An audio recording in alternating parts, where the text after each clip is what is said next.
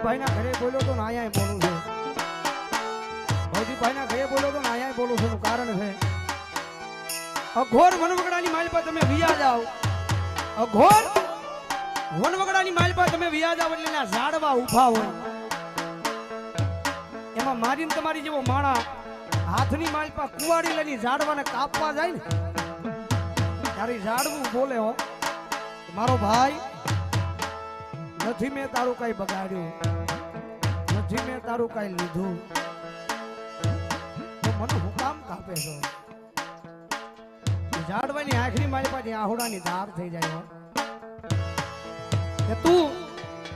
આ કુવાડાના ઘા જે મને મારો છો ને એનું મને દુઃખ નથી લાગતું તું મને કાપે છો એનું દુઃખ નથી લાગતું